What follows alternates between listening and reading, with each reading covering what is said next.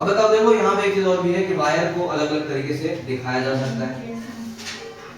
ठीक है, सीधी वायर ऐसे दिखा सकते हैं, जॉइंट वायर है, ओवरलैपिंग वायर है। इसका मैं पिक्चर लेकर के काम करता हूँ, ग्रुप में ही डाल दूंगा, सारा मसला खत्म हो जाएगा। क्या आप लोग वहां से याद कर लेंगे। रेजिस्टर है, एम्पीयर मीटर है, करंट सारे जगह दे रखा है। बिल्कुल, ये स्क्रीन में लगता है। 11 दे रखा है। चलो आगे बढ़े थोड़ा। देखो, इलेक्ट्रिक सर्किट दो तरह के होते हैं। ये मुझे नहीं लगता इसके बारे में बात करेंगे। या तो ओपन हो सकता है या क्लोज हो सकता है, तो ये बच्चे वाली बात हो जाएगी। ओम्स लॉ क्या है? ओम्स लॉ से वो है आपको टेंपरेचर करंट फ्लो। क्या सर ओम्स लॉ है कि टेंपरेचर करंट सर्कल डायरेक्टली अच्छा, वैसे फार्मूला पता है किसी को ओम्स लॉ का?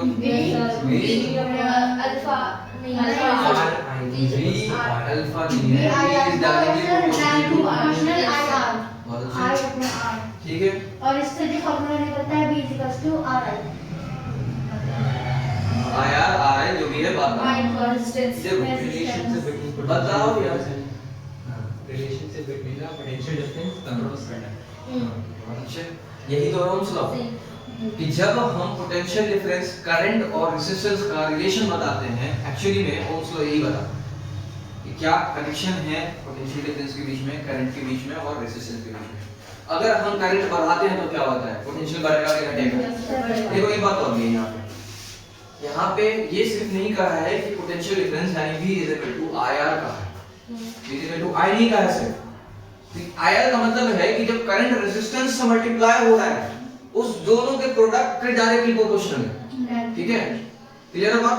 उस प्रोडक्ट, उसके प्रोडक्ट, करंट और रेजिस्टेंस के प्रोडक्ट के directly proportional potential difference. Clear? Yes sir. सिर्फ करंट के नहीं। अब इसी को अगर तुम थोड़ा सा फार्मूले को बदल दो तो I = V/R हो जाता है, V/R हो जाता है। यानी current is directly proportional to potential difference but inversely proportional to resistance. यानी कि जो रेशियो है पोटेंशियल डिफरेंस और रेजिस्टेंस के, उसके डायरेक्टली प्रोपोर्शनल। क्लियर है? I = VR, कोई दिक्कत नहीं है। अब हम रेजिस्टेंस का भी कनेक्शन निकाल सकते हैं। रेजिस्टेंस को अपनी जगह पे रहने दो और V/I हो जाएगा। यानी कि resistance is directly proportional to potential difference and inversely proportional to the flow of charge.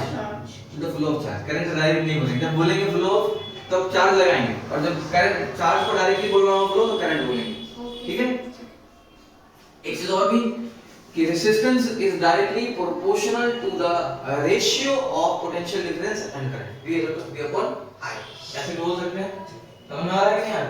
तो दिक्कत है ना। अब देखो एक चीज और भी है, दो तरह के कंडक्टर भी होते हैं, एक ओम्स लॉ को फॉलो करने वाले और एक ओम्स लॉ को फॉलो नहीं करने वाले।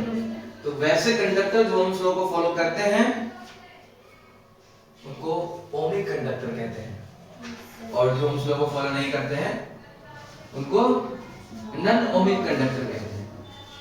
ठीक है, जो ओम्स लॉ को फॉलो करते हैं, अगर हम उनका वोल्टेज और करंट टाइम ग्राफ निकालें तो हमने देखा कि volt is directly proportional to current.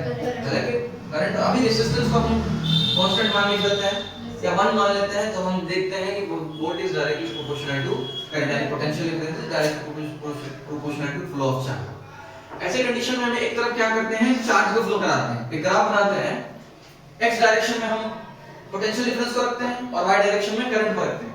ठीक, हम चेक करते हैं कि जब तक हम करंट बढ़ाते रहते हैं क्या पोटेंशियल भी बढ़ता रहता है। तो जो ओमिक कंडक्टर होते हैं, जो ओम्स लॉ को फॉलो करते हैं, वो जितना हम करंट बढ़ाते जाएंगे पोटेंशियल डिफरेंस बढ़ता जाएगा, बढ़ता जाएगा, बढ़ता जाएगा, बढ़ता ही चला जाएगा। लेकिन नॉन ओमिक कंडक्टर क्या है कि आप करंट बढ़ाते जाइए, बढ़ाते जाइए, बढ़ाते जाइए, एक लिमिट ऐसा आ जाएगा कि उसके बाद पोटेंशियल डिफरेंस कांस्टेंट हो जाएगा, उससे आगे नहीं बढ़ने वाला। लिमिट से होता है। क्लियर है? Yes sir. बहुत अच्छा। मतलब वो हीट ना स्टार्ट कर देगा। बिल्कुल, एक लिमिट होती है ना हर चीज की। अब हीट तो देखो ऐसे भी प्रोड्यूस होता है, हीट को ऐसे भी शुरू से भी हम नहीं रोक सकते। ये भी ज्यादातर हम ये तरफ हो गया और आते लगा देते हैं।